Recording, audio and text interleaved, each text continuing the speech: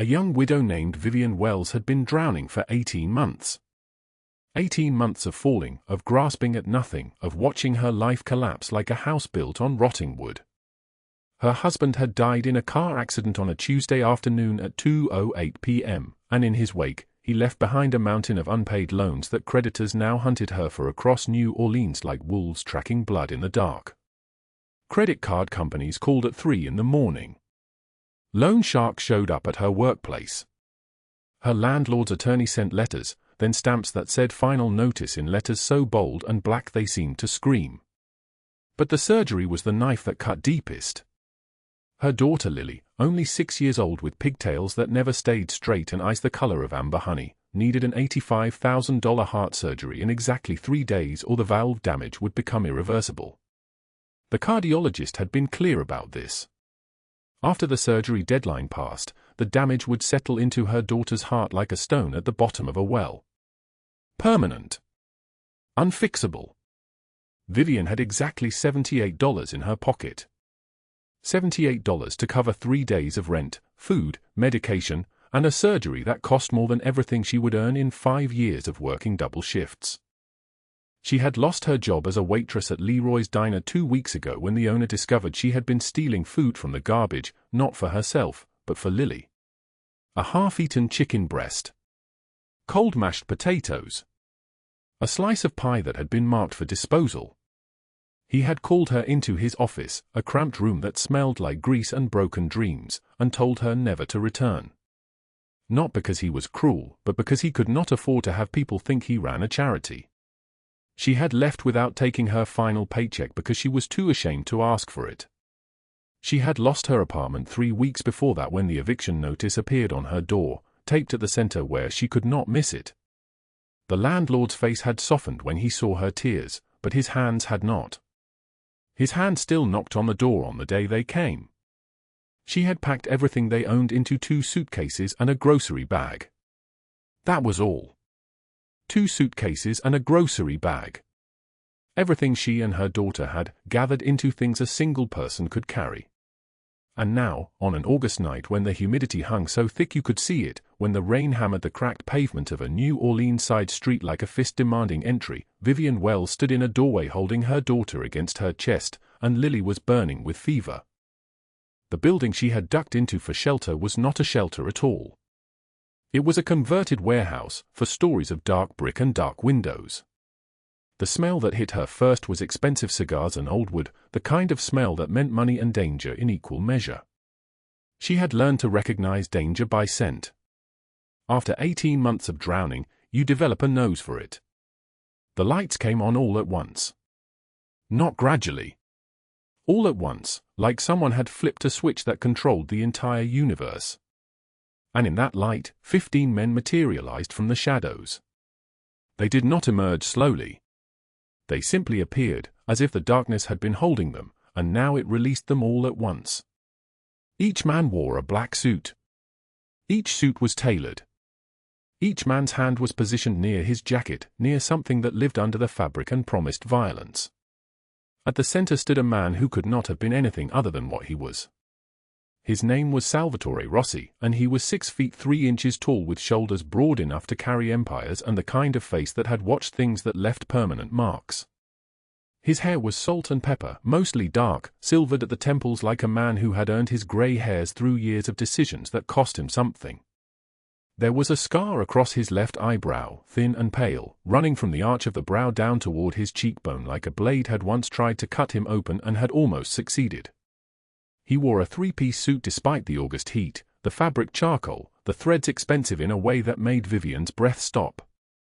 His wrists wore a gold watch and silver rings on 3 fingers. His eyes were the color of storm water, and they were looking directly at Lily. Vivien's arms tightened around her daughter. "Please," she said, and her voice was trembling like a candle in the wind. "We just need shelter from the rain. My daughter, she is sick. We will leave as soon as it stops." Salvatore did not move. He did not blink. His eyes remained locked on Lily's face, on the child's pale lips, on the shallow rising and falling of her chest that seemed to struggle with each breath. A lieutenant stepped forward, a man named Rocco, thick-necked, with the kind of face that suggested he had learned conversation through violence. His hand moved toward his jacket, toward the weapon that lived there. The gesture was a question. The question was whether to remove this woman and child from the property, and the answer seemed already decided. But then Salvatore raised his hand. The movement was small. Just the lifting of his fingers, like a man brushing away a fly. But it stopped Rocco as if he had been struck by a physical force. The lieutenant's hand fell away. He stepped back. His jaw clenched. Around the warehouse, the other men exchanged looks, the kind of looks that say something unprecedented had just occurred. Salvatore walked toward them. His footsteps on the concrete floor were slow and measured and unhurried. Each step was deliberate, the movement of a man who had learned long ago that patience is a weapon that never needs reloading. As he approached, Vivien could see the details that distance had hidden. The tiredness around his eyes. The hardness in his jaw. The way his chest rose and fell with the weight of something immeasurable. He was close enough now that she could smell him, expensive cologne and cigars and something else, something older, like dust from a room where no one has been for years. "A fever," he said. His voice was deep and solid like an oath carved into stone. "How high?" "I do not know exactly," Vivien whispered. 103. Maybe higher. The clinic said her heart, her voice broke. The sentence scattered. 3 days. She needs surgery in 3 days, and I have nothing. Salvatore looked at Lily's face for a long time. His expression did not change. His eyes did not soften. But something moved behind those eyes, something ancient and sleeping that had just opened one eyelid. He reached out his hand, and Vivien flinched. His fingers were not moving toward violence. They were moving toward Lily's forehead. They touched her skin with the gentleness of a prayer. When he withdrew his hand, his jaw had tightened. He turned to Rocco without speaking. The lieutenant understood. He disappeared into the building and returned moments later with blankets, with water, with an ice pack wrapped in cloth. Salvatore gestured toward a back room, and Rocco's eyes widened. The room he was gesturing toward was the one no one entered. The one that had remained locked for 8 years. The one that still held the weight of a grief so large it had its own gravity. In 15 years of working for Salvatore Rossi, Rocco had never seen him allow anyone, certainly not a stranger, certainly not a child, into that part of the building. In 15 years, he had watched his boss move through the world like a man conducting business from inside a locked glass box. Powerful. Untouchable. Alone in a way that made loneliness seem like a luxury. Now, watching him gesture toward that closed door, toward that room where something precious had died and had never been properly buried, Rocco felt something shift in the foundation of everything he thought he knew. The rain continued outside. It hammered against the windows like something desperate trying to get in. Now let us go back to the beginning, to 18 months earlier, when Vivien Wells was still a wife, when her daughter still had a mother who knew how to smile without it shattering like old glass, when the word impossible had not yet become her native language. The morning she found out her husband was dead, she was making coffee. The coffee maker was an old one, older than their marriage, a wedding gift from someone whose name she had forgotten long ago. It had a chip on the handle and a stain on the carafe that nothing could clean. She had pressed the button and was waiting for it to brew when there was a knock on the door. Not a knock. An announcement of knocking. An official knocking that meant papers and law and death arriving all at once. 2 police officers stood on the other side of the door, and their faces told her everything before their mouths formed the words. Your husband. Accident. IE10. This morning. I am so sorry. The coffee finished brewing. The smell filled the kitchen even as her knees failed and she dropped onto the tile floor and made sounds that did not come from any language. Lily, who was 4 years old then, had run to her and tried to help her stand, and that image, her child trying to lift her, her child's small hands pulling at her, her child's fear at seeing her mother become a creature made of breaking glass, that image lived in Vivien's chest now like a shard she could not remove. The funeral cost $3,200. The debt collectors started calling before her husband's body was even in the ground. He owed $47,000 to credit card companies. He owed $22,000 to a personal loan company. He owed money to car companies, medical companies, companies that seemed to exist only to extract money from people who had already lost everything. The debts had been hidden. Like lovers' secrets, she thought, except worse. Secrets hurt feelings. Debts destroyed lives. She had taken a second job. Then a third. Morning shift at Leroy's Diner from 6 a.m. until 2 p.m., earning $12 an hour and whatever tips people felt like leaving.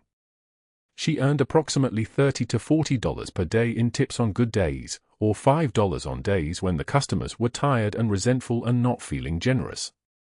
Afternoons and evenings, she cleaned houses for a woman named Patricia who paid her cash at the end of each day and never asked questions, which meant Patricia also did not offer benefits, or sick leave, or any of the things that made work feel like it was building something instead of tearing something down. She earned $90 for a 4-hour house cleaning, sometimes more if Patricia's friends had dirty houses too. That meant some days, on very good days, she earned $130. She spent $90 of it on rent for the small apartment. She spent $30 on food. She spent $10 on transportation. That left nothing. It always left nothing. And the debts remained. The debts grew. The debts became a second climate, a permanent weather pattern of her life that no season could change. Lily's cough started in March. It was a small cough, the kind that any child might have, the kind that comes with spring and allergies and the world's endless particles floating through the air. But it did not stop. It became worse. It became the kind of cough that woke Lily at night, that made her small body curl in on itself, that terrified Vivien in a way she could not articulate. The clinic visit cost $120 that Vivien did not have. She paid it anyway, using money she was supposed to use for next week's rent. The doctor, a kind man named Dr. Chen with reading glasses that kept sliding down his nose, had listened to Lily's chest and his face had done something complicated. He had ordered tests. More tests. An echocardiogram. The word echocardiogram sounded like the name of something that existed in space, not in the body of a 6-year-old girl. The diagnosis arrived like an eviction notice. Lily had a valve defect. Her heart was beating, but not with its whole strength. Not with its whole purpose. It was like watching your child try to climb a ladder with one hand while the other hand remained tied behind her back. The surgery is the only solution, Dr. Chen had said, and his voice was gentle in a way that made it worse. The sooner the better. If we wait more than 6 months, the damage becomes irreversible. The valve will fail. Her heart will fail. I am very sorry. The surgery cost $85,000. $85,000. Vivien had done the math 1,000 times, sitting in the dark of their small apartment, a calculator's blue light illuminating her face while Lily slept in the other room. If she earned $130 on very good days, it would take her 650 days to earn $85,000. That was more than a year and a half. But she did not have a year and a half. She had 6 months before the damage became permanent. And now, in August, with the deadline arriving in just 72 hours, she had essentially time itself crashing down on her head like a hammer meant for an anvil. The eviction notice had come on a Tuesday. The landlord's attorney sent it certified, so she had to sign for it, had to officially acknowledge that she was being removed from her home. She had 1 month to vacate. 1 month to find a place cheaper than the $800 a month she was paying now, which meant finding a place that rented for less than a diner waitress could afford, which meant finding a place that did not exist in any legal way. She had called shelters. All full. She had called social services. All waiting lists that stretched beyond the visible horizon. She had called her mother, who had not answered in 3 years. She had called her sister, who had answered only to say that she had her own problems and Vivien had made her own bed and now Vivien should lie in it. She had called a friend from high school, someone she had thought might help, and the woman had said yes at first and then said no when Vivien showed up at her door with a suitcase. The friendship had not survived the vulnerability of need. By the time the rain came on this August night, Vivien Wells had been sleeping in her car for 4 days. She had packed her jobs. She had lost her apartment. She had $78 in her pocket and exactly 3 days until her daughter's surgery, and the hospital had made it very clear that without a deposit of $30,000 up front, they could not schedule the operation. $30,000. Up front. 3 days away. She had been driving the car, searching for shelter from the rain, when she had seen the warehouse. Dark. Quiet. The door slightly ajar, as if the universe had briefly opened a crack and invited her in. She had not known who owned it. She had not known anything except that Lily's fever had spiked to 103 degrees and that she had nowhere else to go, and that sometimes desperation makes decisions that terror would normally forbid. Now, sitting in a back room of that warehouse, on a bed that smelled like clean sheets and expensive detergent, Vivien held her daughter against her chest and felt the child's breathing begin to slow. Felt the fever begin to lower. Felt something shift in the machinery of her collapsing life. She did not know that she had walked into the private sanctuary of a man who had lost a child and had not healed from it. She did not know that in walking through that door with her daughter, she had triggered something in Salvatore Rossi that had been dormant for so long he thought it was dead. She did not know that her arrival in this building, on this night, would set into motion a sequence of events that would destroy empires and rebuild them. All she knew was that, for the first time in 18 months, her daughter was warm and safe, and somewhere that the rain could not reach her. And that, for now, was enough to pray for. 18 months earlier, the world had not yet collapsed. It was a Tuesday morning at New Orleans General Hospital, and Vivien Wells stood in a patient's room checking vital signs, her brown hair pulled back so tightly it stretched the skin at her temples. 28 years old but looking decades older already, the kind of exhaustion that sleep could not fix. Dark circles sat beneath her eyes like permanent bruises. She wore the white nurse's scrubs that had become her entire identity, and she was smiling at an elderly woman recovering from hip surgery when her phone vibrated against her hip. It was the state police. Her hand stopped moving. The blood pressure cuff hung from her fingers like a dead weight.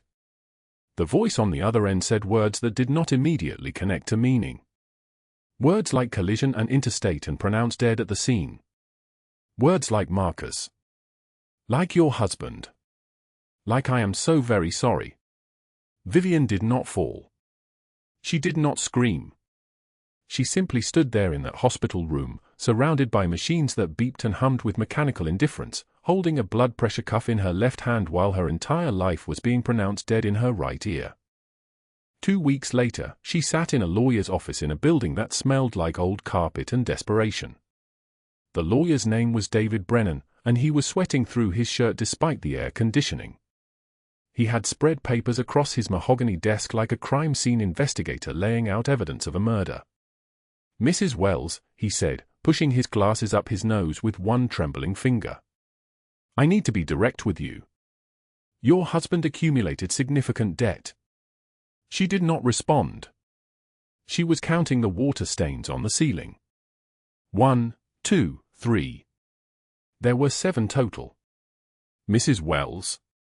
How significant, she said quietly. He swallowed. $340,000. The number hung in the air between them like a blade wrapped in ice. 340,000. She had earned, in the last 5 years, approximately 160,000 total. After taxes. After food and rent and the mortgage on the house they had just lost. To whom, she asked, does he owe this money? The lawyer listed the names. 6 different creditors. One was a casino in Biloxi. One was a man named Vincent Palermo whose name made the lawyer's voice drop to nearly a whisper. One was a construction company that had folded mysteriously 3 years ago. One was a bank. 2 were people the lawyer described only as private lenders, and when he said this phrase, he glanced toward the door as if they might be listening through the walls.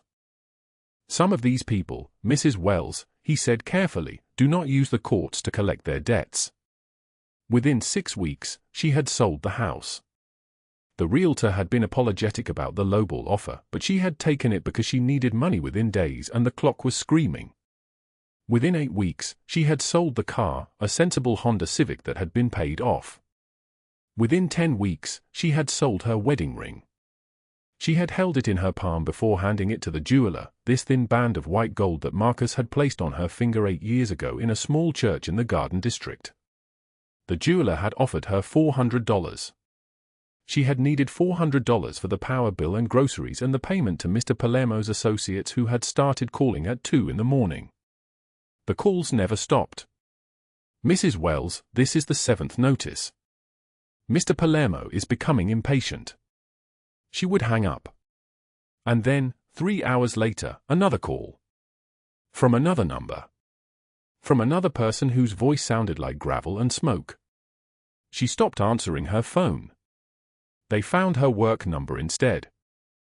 The harassment at the hospital became impossible to ignore. A man in a dark suit had appeared in the lobby, asking the receptionist where he could find Vivien Wells. Another man had called every shift asking for her by name.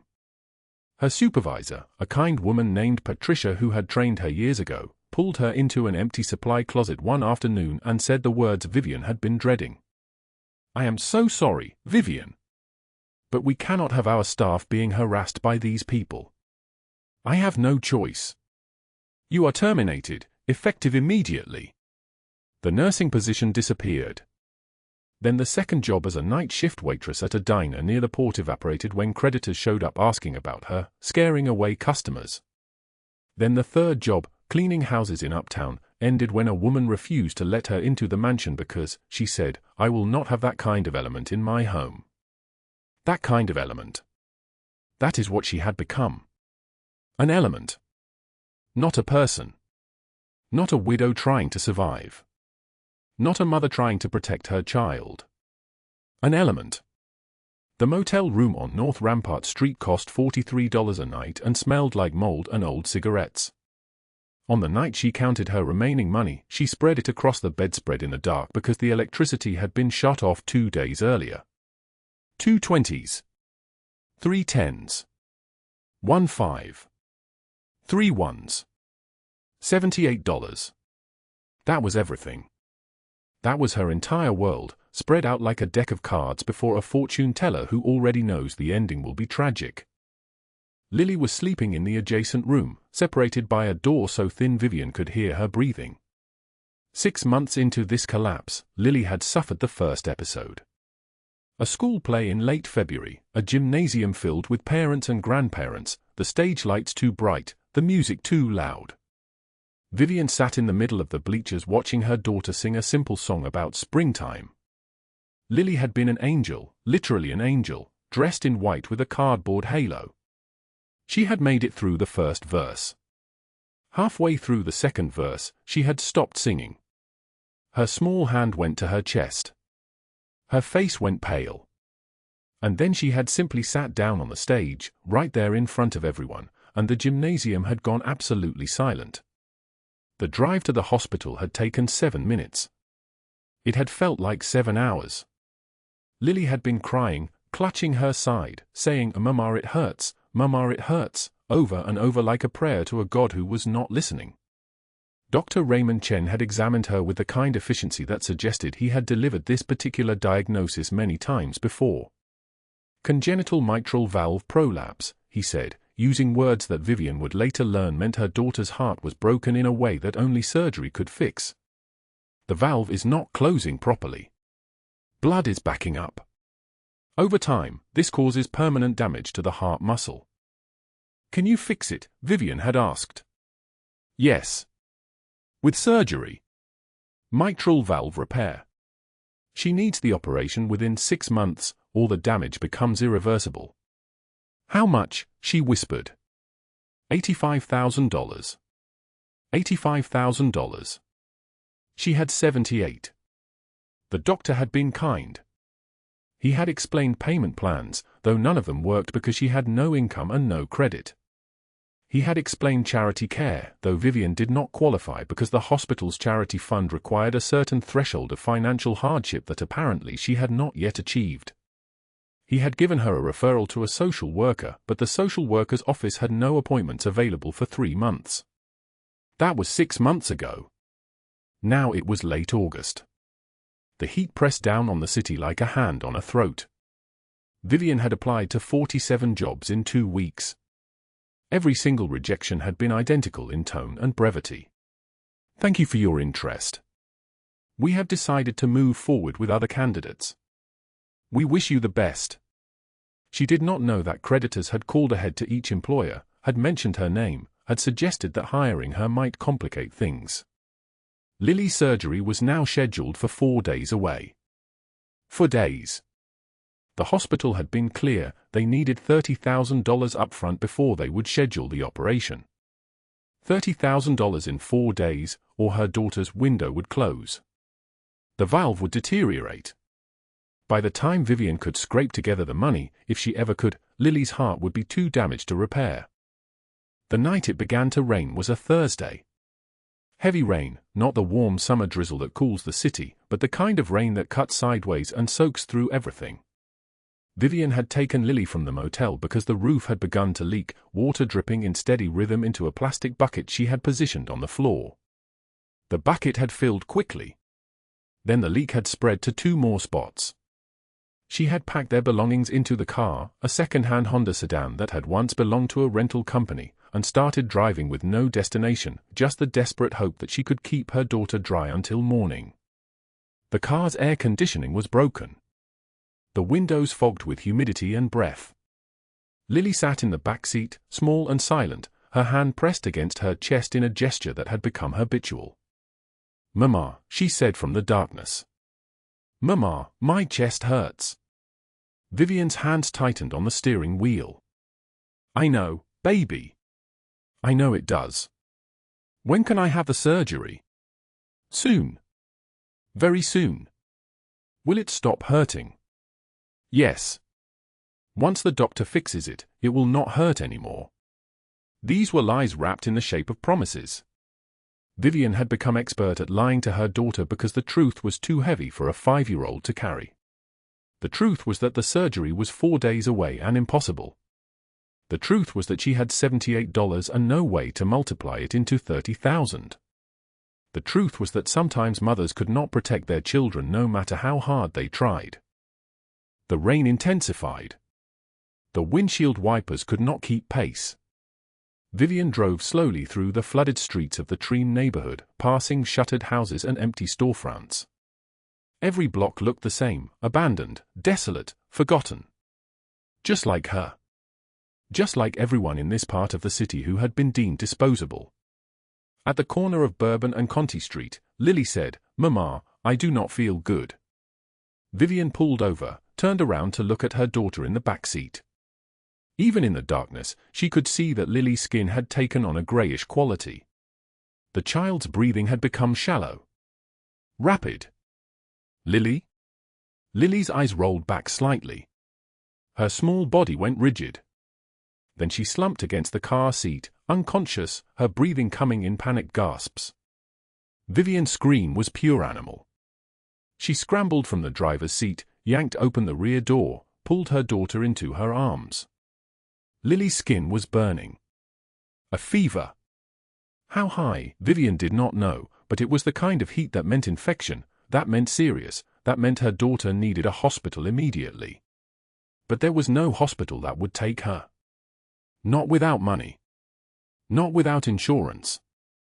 Not without proof that she could pay. She had nowhere to go. And then, 3 blocks away, she saw the warehouse.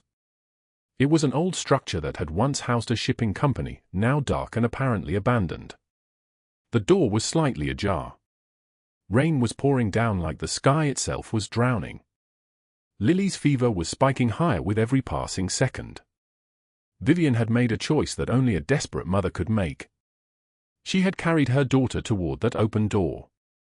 The rain fell like a curse that could not be lifted, and Vivien Wells stood in the downpour with her daughter burning up in her arms. Lily's small body had gone rigid against her chest, the 6-year-old girl's lips taking on a blue tint that made Vivien's heart stop completely.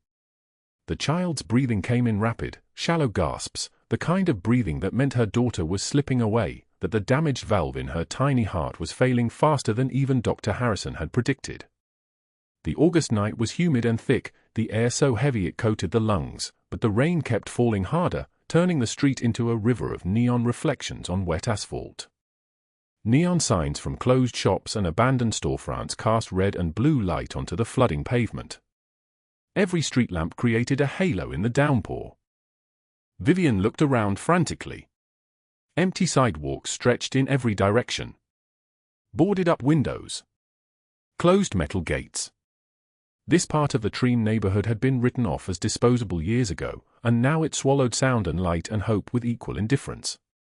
No cars passed. No one emerged from doorways. There was nothing here. Nothing except, 3 blocks away, a 3-story brick townhouse with black shutters and an unmarked door. The building was dark except for a single light glowing in an upper window. She had no choice. She ran toward it, Lily's weight pressing against her ribs, the child's fever radiating like a furnace. The rain streamed down Vivien's face, mixing with tears she did not remember starting to cry. Her soaked dress clung to her skin, heavy and cold. Her shoes splashed through ankle-deep water. Her lungs burned with each breath. She reached the steps, 3 of them, slick with rain and debris, and she climbed them, her legs shaking, her voice breaking before she even reached the door. She pounded on it with her free hand, her knuckles hitting solid wood. No answer. She pounded again. Harder. The sound echoed into the rain-filled night. Still nothing.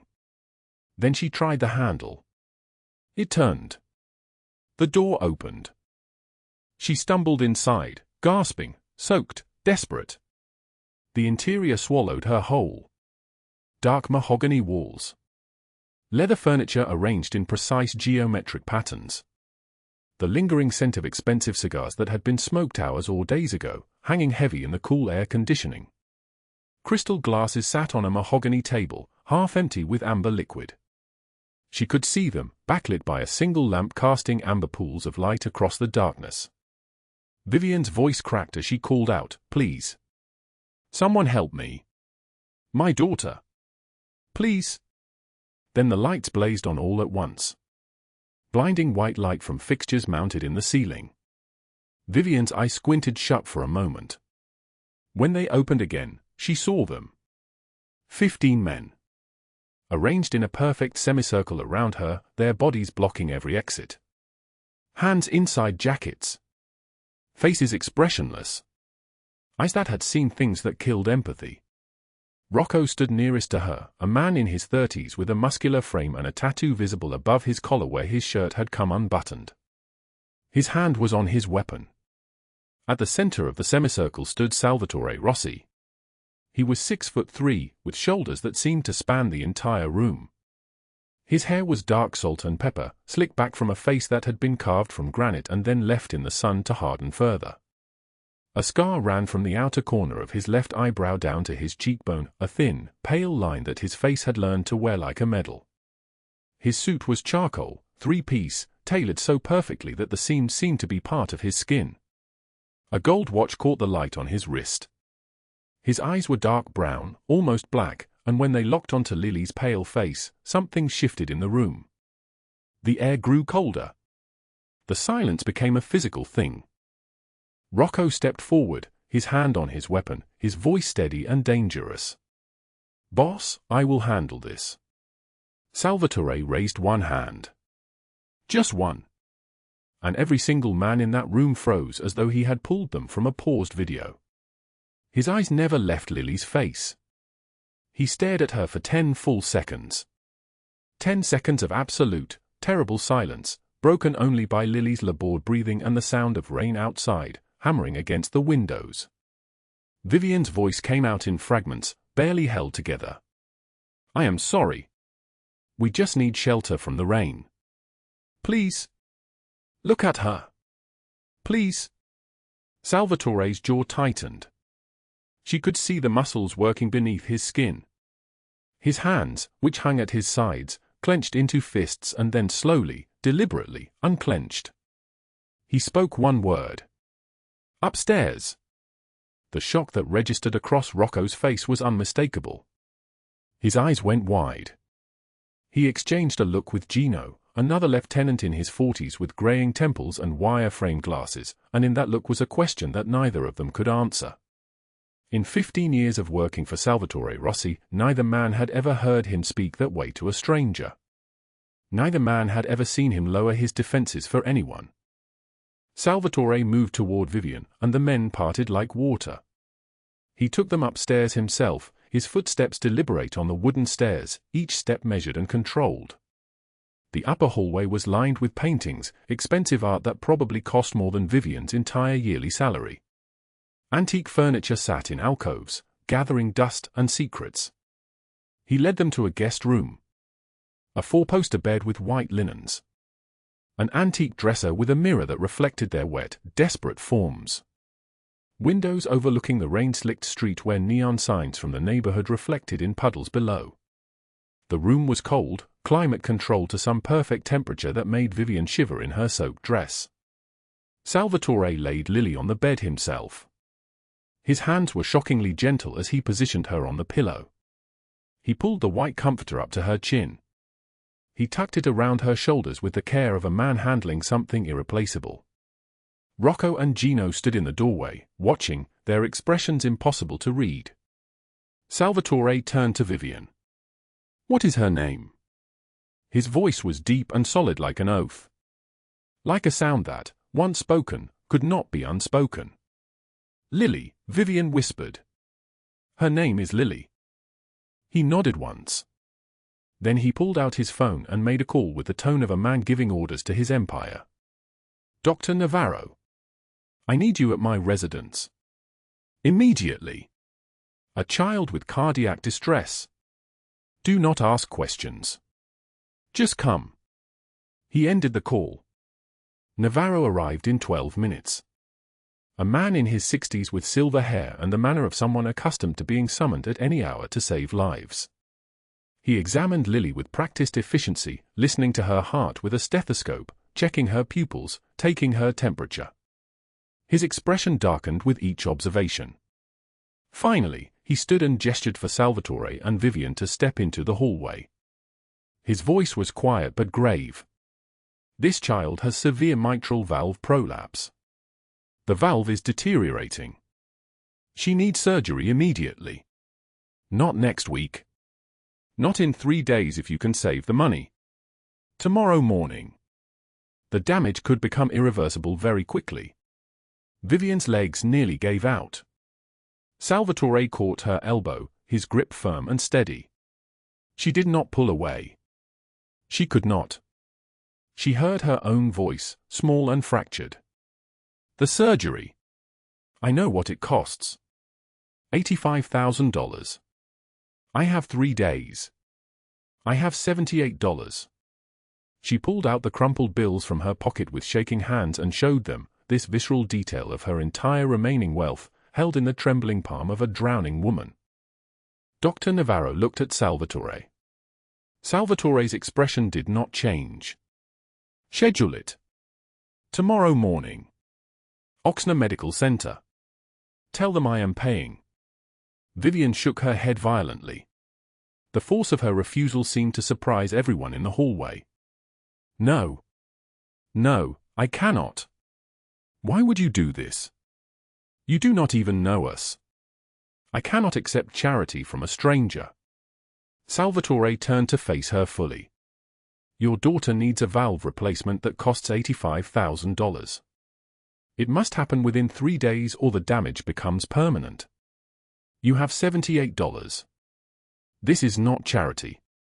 This is necessity." His eyes held hers. "The question is not why I would do this. The question is why you would refuse." Vivien's voice cracked with desperation and fury and something close to breaking. "Who are you? What do you want from me? No one helps anyone without wanting something. What is the price for saving my daughter's life?" Salvatore did not answer. Instead, he walked to the locked room at the end of the hall. He reached beneath his collar and pulled out a small gold key on a delicate chain that he wore against his skin. His hand trembled slightly as he inserted it into the lock. The door opened. Inside was a nursery frozen in time. A white crib with railings painted pale cream. A mobile with stars and moons hung above it, gathering dust. A rocking chair sat in the corner with a blanket draped over the back. Stuffed animals still in their original packaging were arranged on shelves. Everything was covered with 8 years of dust, thick enough that it had become a kind of coating, preserving everything in amber. On the dresser sat a single photograph in a silver frame. Salvatore, 8 years younger, holding a newborn wrapped in pink blankets. His face was transformed, younger, softer, illuminated by a joy that seemed to belong to a different person entirely. Rocco whispered to Gino in the hallway behind them, "That is Isabella. Stillborn. He has not opened that door since the funeral." Salvatore stood in the doorway for a long moment, staring at the crib, his jaw working. Then he closed the door gently and returned to face Vivien. His eyes were different now, still dark, still powerful, but carrying the weight of a grief so old it had calcified into stone. He spoke quietly. "I lost my daughter 8 years ago. Stillborn. I have not slept through a single night since. When I look at your daughter, I do not see a stranger. I see a child whose life can be saved. And I will not watch another child die when I have the means to prevent it." Vivien could not speak. She could not move. She could only stand in the hallway of this dark house, soaking wet and desperate, as the most powerful man she had ever encountered opened his wounds for her benefit. The next morning, as Dr. Navarro was preparing to transport Lily to Oxner Medical Center, the front door opened without warning. A man walked in, tall, blonde, immaculate. He wore an expensive suit that fit too perfectly, a gold Rolex that caught the light, shoes that probably cost more than Vivien's monthly rent. His hair was slicked back in a style designed to project confidence. His smile was sharp enough to cut. This was Douglas Hale, 28 years old. Salvatore's nephew. Margaret Harrington's son. He stopped when he saw Vivien. His eyes moved from her wet, borrowed dress to Lily lying on the couch, to Salvatore standing near the window, and the calculation happening behind his eyes was visible. He smiled, but it was the smile of a predator that had just identified fresh prey. "Uncle," he said, his voice dripping with false warmth. "Who is this lovely guest?" Salvatore's voice was flat. "A guest. Her daughter needs medical care." Douglas laughed, a sharp, ugly sound like breaking glass. "A guest? You are paying for street trash now? Father would be ashamed. The organization would be ashamed." The air in the room seemed to freeze. Rocco's hand moved toward his weapon before he caught himself. Salvatore's voice dropped to a temperature that made Vivien's skin prickle. "Get out." But Douglas did not leave. Instead, he walked toward Vivien, circling her like a shark that had detected blood in the water. "I know what you are. A grifter. A con artist who probably made her own kids sick to prey on rich men like my uncle. How much are you squeezing him for? 85,000? 200,000? Vivien stood, her entire body shaking with fury. "How dare you?" Douglas interrupted, his voice dripping venom. "Uncle is getting soft in his old age. Lucky for the family, I am here to protect our interests. And our interests do not include common criminals infecting this house." He left, but the threat remained, hanging in the air like smoke that would not clear. That afternoon, while Lily was in pre-op, Vivien's phone rang. The principal of St. Catherine's Elementary School, the school where she had interviewed for a teacher's aide position, her last job prospect, her last hope. His voice was apologetic but firm. "Mrs. Wells, I am afraid we have decided to go another direction. We received some disturbing information about your character." Vivien's stomach dropped. "From whom?" A pause. "A Mrs. Margaret Harrington called personally. She is on our board of directors. She said you were a con artist using a sick child to extract money from wealthy men. She said you were connected to organized crime. I cannot risk our school's reputation. The call ended. 3 blocks away, in a Garden District mansion surrounded by antique furniture and inherited wealth, Margaret Harrington sat at an antique desk and made another call to the society columnist at the New Orleans Times-Picayune. Her voice was honey-sweet poison as she planted a story about a young widow using her ill daughter to seduce the city's most dangerous criminal element. She provided details that were almost true, just distorted enough to seem plausible, just cruel enough to destroy. That night, after Lily's successful surgery, the valve replacement completed perfectly, the child sleeping peacefully in the recovery room, her breathing finally steady and normal, Vivien confronted Salvatore in the kitchen of his mansion. Rocco was present, standing near the entrance, pretending not to listen. "Your nephew threatened me," Vivien said, her voice steady but her hands shaking. "Your sister destroyed my last job opportunity. A principal called me this afternoon. He said your sister told him I was a con artist connected to organized crime. I have no job now. No prospects. What have you brought into my life?" Salvatore did not look at her immediately. He was pouring water into a glass with the focus of a man performing surgery. When he finally turned to face her, his expression was unreadable. Douglas is a spoiled child who thinks being born into this family gives him power he has not earned. Margaret enables him. They are both ambitious for control they have no right to claim. But they are also dangerous. He paused. "Why did you really come into my house that night?" "Because my daughter was dying," Vivien said simply. "Because you were the only light I could see." Salvatore set down the glass. "When I look at your daughter, I see the child I lost. When I look at you, I see someone who refuses to break no matter how much the world crushes down. That is rare. That is worth protecting." Rocco added quietly from near the door, "In 15 years, I have never seen the boss let anyone into that nursery. Not even family." But what Vivien did not know was happening in a warehouse 3 miles away, in the industrial district where the city's forgotten places gathered. Douglas Hale sat across from 3 of Salvatore's captains, men who wanted power, who resented Salvatore's control, who saw in Douglas the possibility of change. His voice was quiet but edged with ambition. "My uncle has a weakness now. A woman. A child. Weaknesses can be exploited. Help me take control of the organization, and every operation north of the river becomes yours. Every warehouse, every profit center. Everything. But only if we move fast. Only if we use them as leverage before he realizes what is happening." The men exchanged looks. One of them nodded.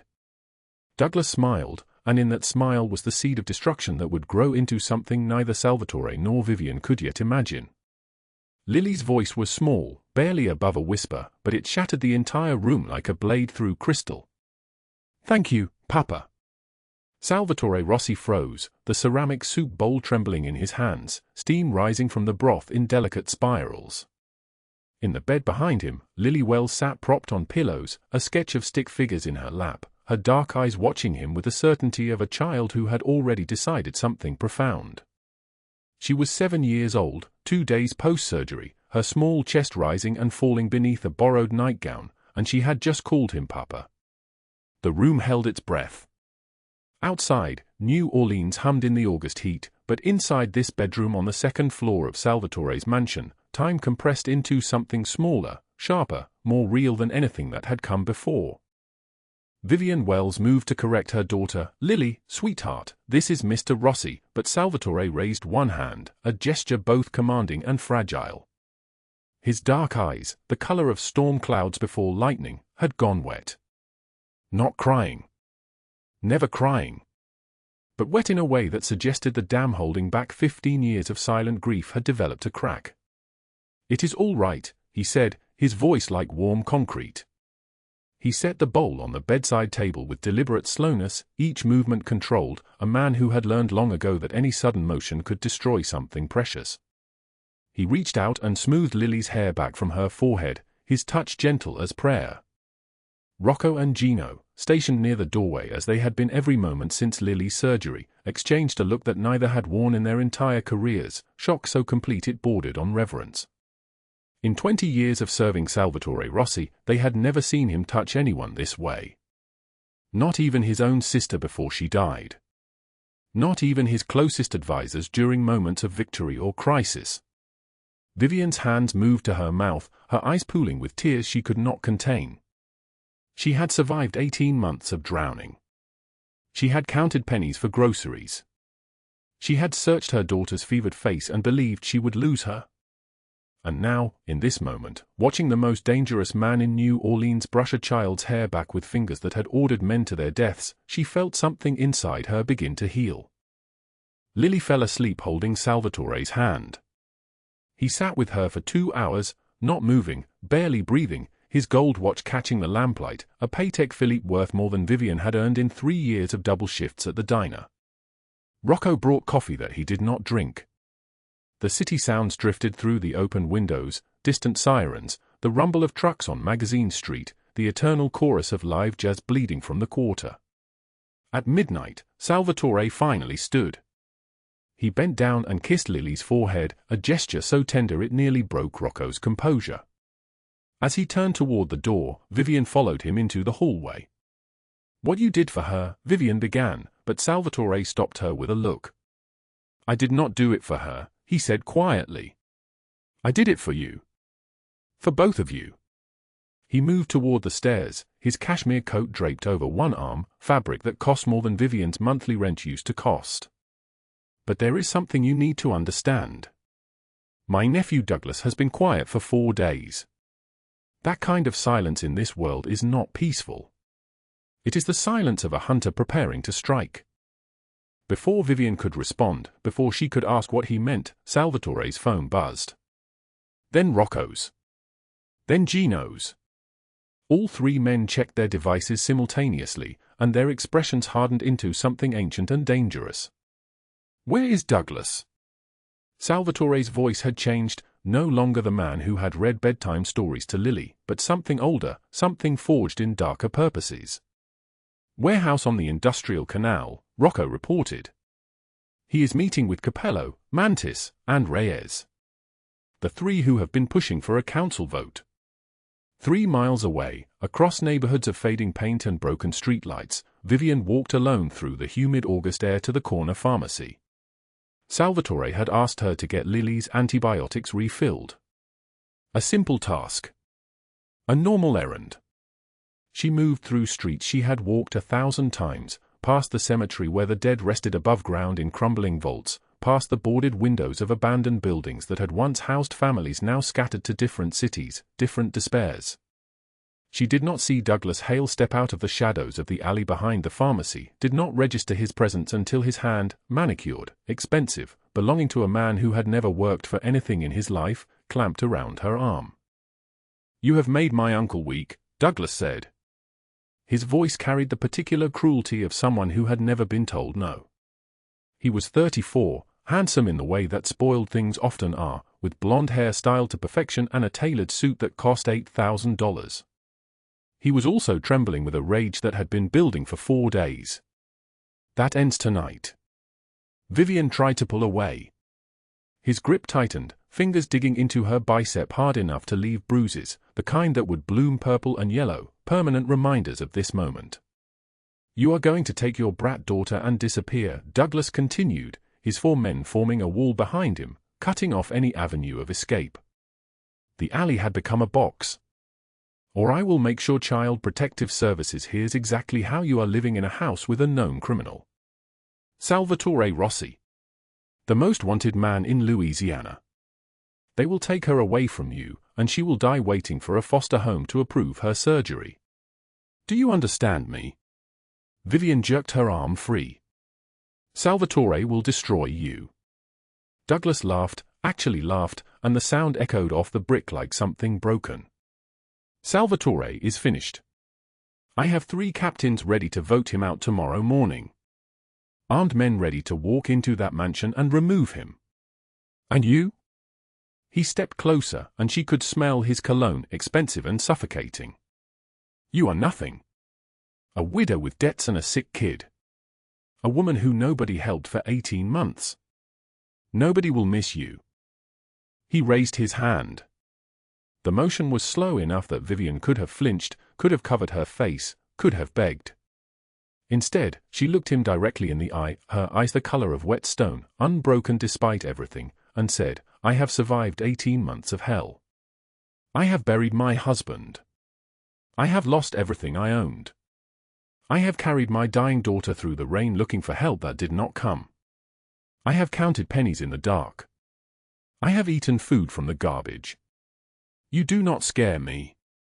You are a boy playing with his uncle's toys. And the moment Salvatore finds out what you have done, you will wish you had never been born. Douglas's face twisted into something ugly.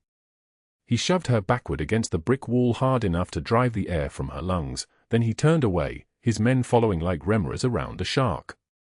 Their footsteps faded into the humid night.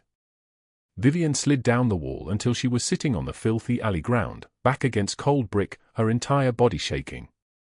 Rain began to fall, fat drops that hit the pavement like bullets, steam rising from the hot asphalt. She sat there for what felt like hours but was probably only minutes, her mind spiraling through each catastrophe in sequence. The debts that would never go away. The husband who had left her drowning. The daughter who might still die if Salvatore's empire collapsed. The job opportunities destroyed by Margaret's vicious rumors. The absolute, complete isolation of having no one. Her hand moved to her pocket where the final notice letter lived, folded and refolded until the paper was soft as cloth, the ink smeared from rain and tears. She pulled it out and stared at it in the streetlight's amber glow. The Mississippi River was 6 blocks away. Dark. Endless. Merciful. Her phone buzzed. A text from Lily, using Salvatore's phone. Mama, where are you? Papa is reading me a story. Come home. That word. Home. Vivien Wells stood up.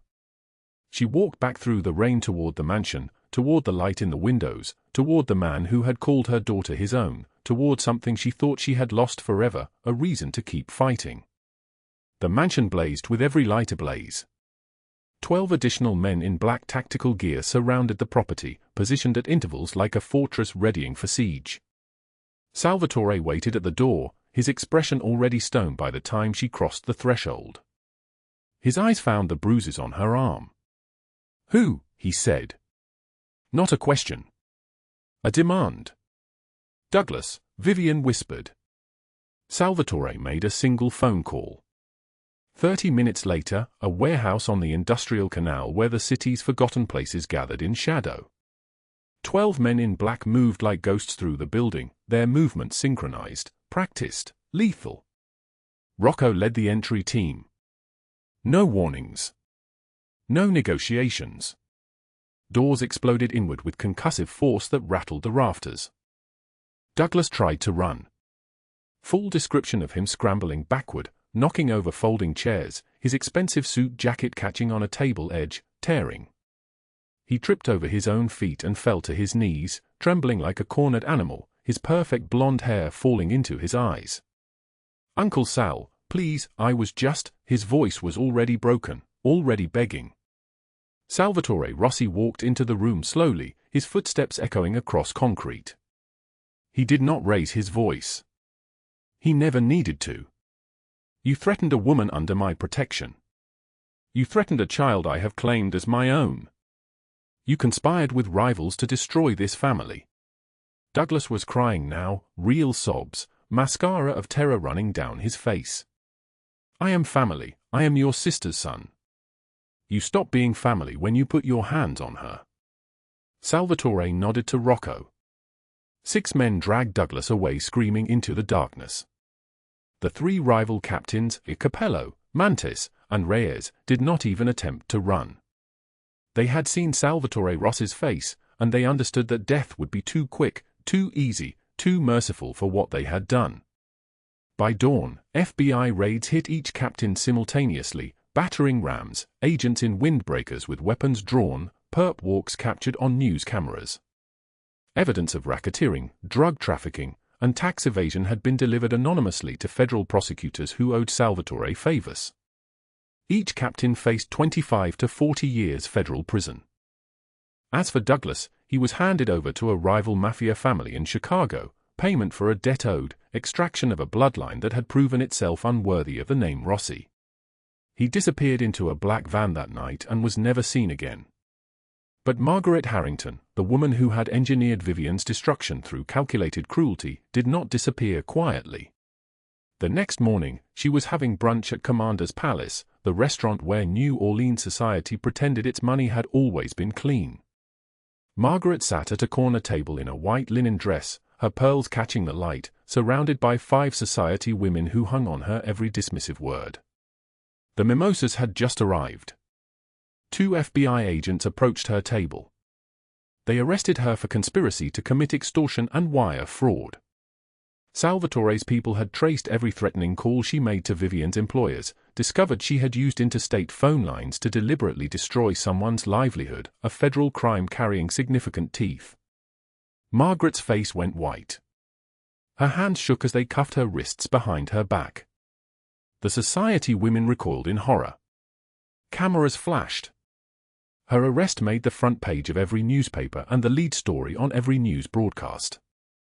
Her mansion was raided that same afternoon. Assets frozen. Every charity board removed her name within hours.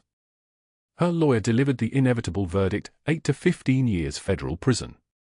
Social destruction so complete that she ceased to exist in the world she had built her entire identity around. Justice had been served not through violence, but through systematic, absolute annihilation of everything her villains had built. Sometimes one hand reached out at the right moment can change an entire life. 2 weeks had passed since Douglas Hale disappeared into the darkness of a black van. 2 weeks since Margaret Harrington was escorted from Commander's Palace in handcuffs, her white linen dress soaked with spilled mimosa, her pearls catching the flash of camera lights one final time. 2 weeks since the nursery door in Salvatore Rossi's mansion had been unlocked for the first time in 8 years. Lily ran through the garden behind the house, her small feet splashing through puddles left by the morning rain. Her laughter, high and pure and unafraid, echoed off the iron fence where jasmine bloomed in clusters of white flowers. The cicadas sang their late afternoon song. The humidity of New Orleans hung thick in the air, broken only by a cool front that had swept through the bayou, carrying with it the smell of rain-washed earth and growing things. Salvatore stood at the edge of the garden watching her play. His hands rested at his sides, relaxed in a way his men had never seen before. Vivien stood beside him, close enough that their shoulders almost touched. She wore a simple dress the color of rain, gray-blue linen that hung loose on her frame, which had begun to fill out again with real food and the absence of constant fear. "I do not know how to repay you," Vivien said quietly. "The surgery. The protection. Everything you have done for us. There is no currency in the world that equals what you have given." Salvatore did not look away from Lily. She was building something with stones from the garden path, constructing a small fortress with the focus of someone far older than 7. "You already have," he said. His voice came deep and steady, like an oath spoken in a cathedral. "You gave me something I thought I lost forever the night my daughter died." The sound of a child's laughter in this house. The word Papa spoken without fear. Without hesitation. "That is worth more than money, Vivien. That is worth more than breathing." Vivien felt something break open in her chest. Not break apart. Break open. The way a seed breaks when it is ready to grow. "What happens now?" she asked. "We cannot stay here forever. People will talk. There will be questions. Eventually the world outside will demand answers about who we are and why a waitress and a child are living in the home of a man like you." Salvatore turned to face her then. His eyes, dark as storm clouds gathering, held hers with the intensity of someone staring into a mirror of his own past. "Why not?" he said simply. "Stay." He reached into his jacket and withdrew 3 documents. They were bound in cream-colored folders, each one stamped with official seals and signatures that had cost him favors from lawyers whose names never appeared in newspapers. "These are yours," he said, handing them to her. Vivien opened the first folder with trembling fingers. Legal guardianship documents. Her name. Lily's name. Notarized. Filed. Official. She could not finish reading through the tears that rose without warning. The second folder held a trust fund agreement. $2 million. Set aside for Lily's education. For her medical care. For her future, regardless of what tomorrow brought. The third folder was different. The paper inside was formal and legal at first, standard marriage proposal language written in the precise language of contracts and conditions. But at the bottom, in handwriting she recognized from 1,000 small notes left on the kitchen counter, Salvatore had written something personal. "I am not asking you to love me. Not today. Perhaps not for years. I am asking you to let me protect you both. To give Lily the father she has already chosen. To give me the family I thought I would never have again." Vivien read the words 3 times before she could speak. When she did, her voice shattered like glass against stone. "This is insane. We have known each other 14 days. You cannot marry someone because..." She stopped. Started again. "I cannot marry you because..." "Why not?" Salvatore asked. The question hung between them like a blade suspended in air. Not threatening. Just present. Waiting. Vivien looked at Lily playing in the garden. She thought about the alternative, the one that waited for them if she walked away from this moment. The streets of New Orleans. The creditors still hunting. The hospitals that would not treat her daughter. The grave that would open when Lily's heart finally gave out. But then she looked at Salvatore and saw the gentleness that lived beneath the scars. Saw the way his eyes followed Lily across the garden like she was the only real thing in a world made of shadows. Saw the grief in him that matched her own grief, 2 people broken by loss, finding each other in the wreckage. "I need time," she said. "Take all you need," Salvatore replied. "This house is yours regardless. Both of you. Whatever you decide, this is your home now." At that moment, Rocco appeared at the garden gate. He carried a single envelope, and his face held the careful blankness of a man delivering news he knew would matter. He handed it to Salvatore without speaking. Salvatore opened it and read. His jaw tightened. He looked at Vivien. "Your late husband's debts," he said. "All $340,000. They have been settled. Paid in full. Every creditor has signed legal releases. The final notice letter you carried for 18 months is now void. You are free, Vivien. Completely free." Vivien took the letter with shaking hands. The word paid was stamped across it in red ink, obliterating the original threat. Everything she had carried for 18 months, every sleepless night, every impossible choice, every moment of drowning, had been erased by a single stroke of a pen. She did not cry quietly. Her body bent forward as though struck. The sobs came from someplace deep inside her, the place where she had been holding her breath for nearly 2 years. And Salvatore, the man who commanded legions of dangerous people, the man who had built an empire on fear and loyalty, reached out and held her. His arms came around her carefully, as though she were made of something precious that could shatter. He said nothing.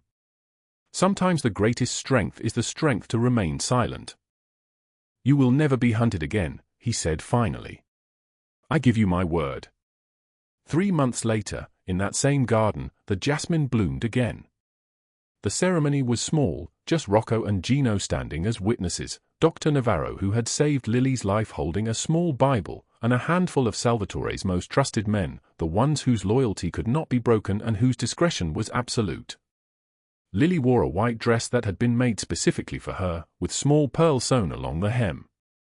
She carried a basket of rose petals and scattered them across the garden path with the seriousness of a child performing the most important duty in the world. Vivien wore a dress the color of cream.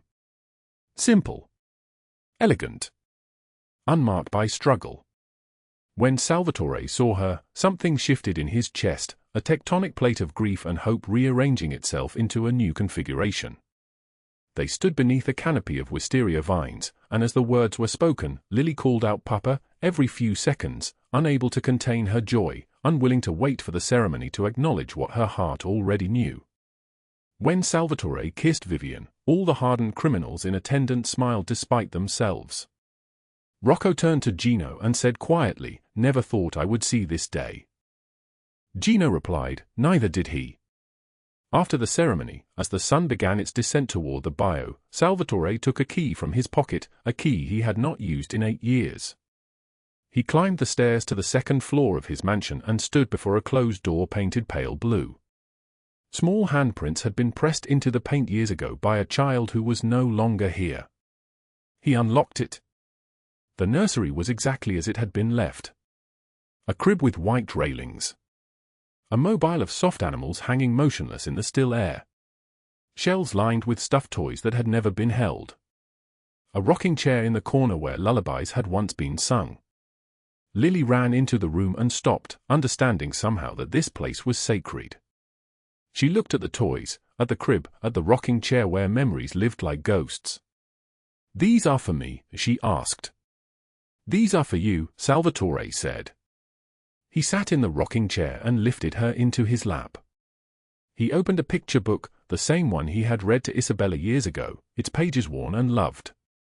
And as he read, his voice steady and sure, Vivien watched from the doorway. She watched a man who had been broken by grief allow himself to be healed by love. She watched her daughter, healthy now, whole, unafraid, find the father who had been waiting for her without knowing she was coming. The rain began again, gentle on the mansion roof. The sound of pages turning. The sound of a child asking questions. The sound of a man answering with patience and tenderness. 1 year later, Lily turned 7. Her birthday party filled the garden with children her own age, all of them laughing beneath strings of white lights that Salvatore had strung between the iron fence and the mansion's edge. Vivien stood beside the table laden with cake and fruit and things that tasted like celebration, wearing a dress she had bought herself from her own wages as a nurse at the clinic Salvatore had funded in the 7th Ward. She had returned to her profession. She had taken the nursing boards and passed them. Every morning she went to work helping people who looked like the woman she had been, desperate, afraid, running out of time. She told them that healing was possible. That sometimes help arrives from unexpected sources. That sometimes the person who saves your life becomes your family. Douglas Hale was never seen again. He had been handed to a rival family in Chicago as payment for debts owed, his life the price of his ambition. Some said he still lived, broken and imprisoned in whatever darkness the Chicago families reserved for traitors. Others said he died that first night. Either way, he had ceased to exist in any world that mattered. Margaret Harrington had served 11 years of her 15-year sentence before her heart gave out in a federal penitentiary in Louisiana. Her name had been erased from every society register. Her fortune seized. Her legacy transformed into a cautionary tale told to women who believed their cruelty could remain hidden. The 3 captains who had conspired with Douglas, Carmine, Vince, and Louis, each received sentences between 25 and 40 years. Their organizations had been dismantled. Their legacies destroyed. Each had learned the same lesson, that betrayal of an innocent carries a price that money cannot pay. Salvatore's empire had transformed. It no longer operated in shadow. The businesses legitimized. Investments made in real estate and restaurants and shipping concerns. A foundation established in Vivien's name that provided legal aid to women escaping debt and violence.